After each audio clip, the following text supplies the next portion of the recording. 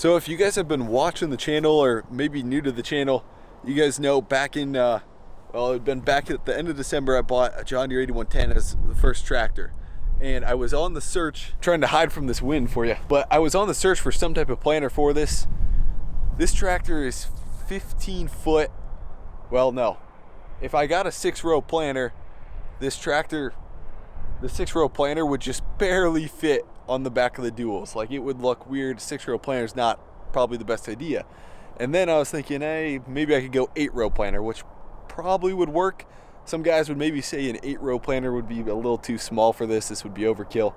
And then you'd probably want to get an 8-row corn head. So then I was like, okay, well, we're gonna go with a 12-row planter. It'll be perfect for this tractor, perfect setup. So I finally found one, and we finally got one just right before planting season here. And we're searching for the planter somewhere around here. It should be, must be back behind the shop. Okay, so we got the planter all hooked up. She's a little heavy, for sure. So we got like 60, 70 miles to go. I'll explain all this once we get back though. 2.5 hour drive, here we come. Hopefully nothing falls apart. We should have everything bungeed. So Spence usually runs up the hill on his Ranger if we have some rolling hills, which he's doing now. And then if we're on flat ground, he's usually behind me, which works out pretty good. A little Ranger danger, watching out. You're all good, make count here, 10-4. What are we seeing up there, Spence?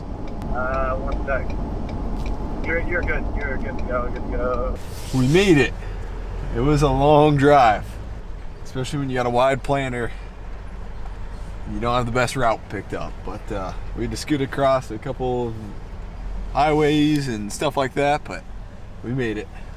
So we're gonna hook up the tractor and just get the drawbar hooked up. That way it's just not sitting there on that jack and everything's ready to go. We're gonna hook up the hydraulics probably tomorrow, dragging that planter across the driveway and messing with it and figuring it out and playing with it. So that way we can get it figured out. That way once we're down there planting, we actually know what we're doing.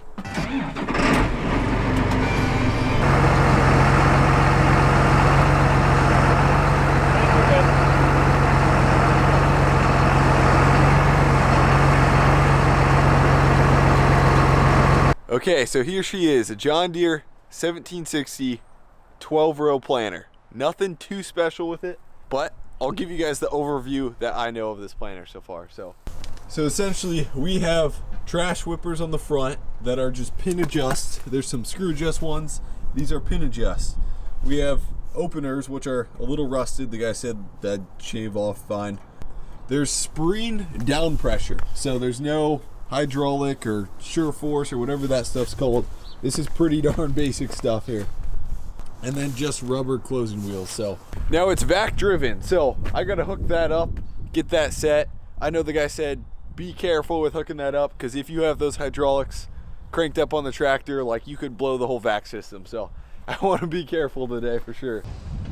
So that is, so I'm trying to figure this out, get this set up so that I don't mess up this planter. But I think these are the vacuum. We're gonna try. I'm gonna set the flow real low. It literally says vac on there.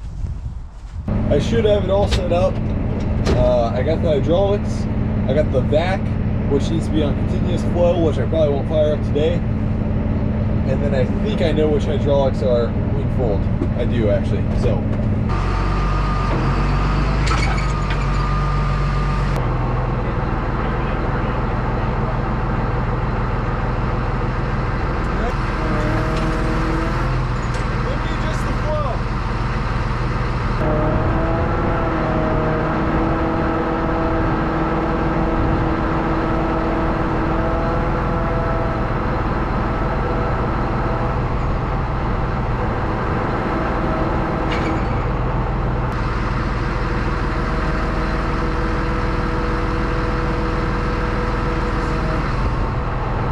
I think we got it.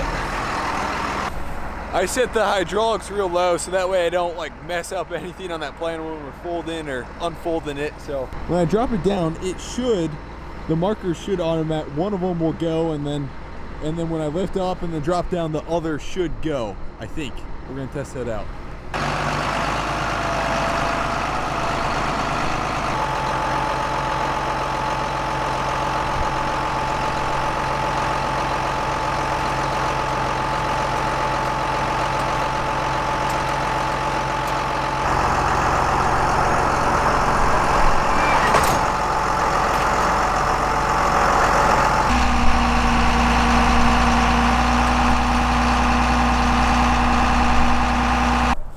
So I've got a globe for this tractor. Now it's nothing fancy, so like some of the new globes cost like, some of the ones with like auto steer ready cost, I've been seeing on Facebook, just a John Deere Starfire 3000 globe costs like $4 or $5 grand. The new one, I guess I don't even know what the new model is, that's like, I'm sure $5 or $6 grand plus. But we do have something. It's a Starfire ITC globe.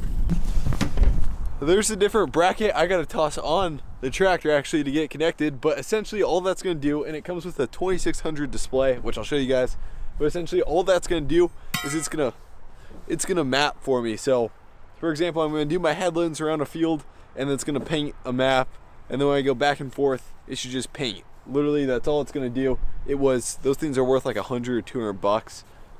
They just recently became worthless because I think there's like a satellite that got taken out, so you can't use them anymore besides for mapping, is what I was told. So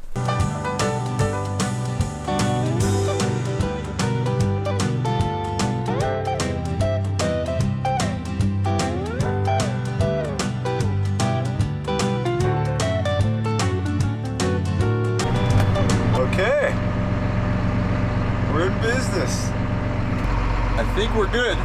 It's loaded, and I'm sure this monitor hasn't been used for a while. But we got the globe plugged in. The tractor's Green Star ready, so everything should be wired from the globe through somewhere here, all the way to this port, and then I connected the monitor to the port. It should be good to go, I think. I gotta mess with this. I have no idea how to use it, but it should be simple. So yesterday I got the 2600 display installed in the Green Star globe right up there, which isn't really necessarily necessary, but the thing that is necessary is the planer controls, and that is a John Deere CT Computrac, I think it's called, 350 monitor. I'm guessing, I wonder when this thing was made, probably like 2005-ish, I would guess. And it is dusty, so I need to clean that off first. Okay, I think I got everything hooked up here. So we got the John Deere 2600, and then we have the Computrac 350, which turns on. The radar plug-in is right there, I think. The power's right there. And then I have it connected to the planer, just going out the back of the tractor. So I have no idea how to control this thing yet. There's a YouTube video I can watch. I know that there's a guy setting it all up. I watched it, but now I'll just go through it now. And then there's also the manual. The only issue I'm having trouble with is that vacuum back there. I need to figure that out. I probably get seat in there. I don't even have the seat plates in there, so that could be an issue. I don't know.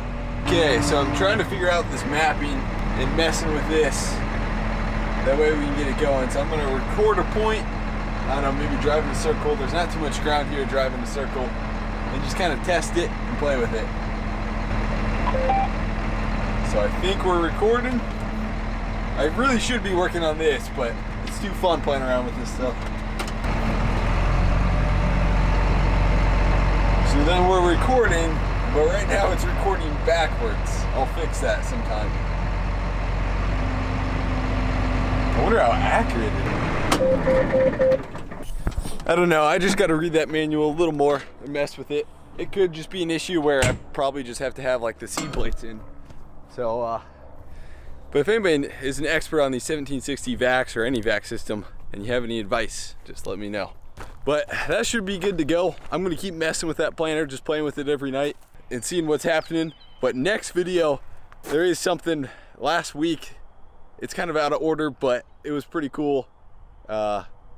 I don't give it away if I say any little hint, but it's pretty crazy. I wasn't expecting to, I can't even say what it is. Anyways, next video should be interesting, fun. So Anyways, guys, seriously, thanks for watching. And once planting season gets rolled around, there will be a lot more videos. So thanks again, guys, and we'll see you guys later.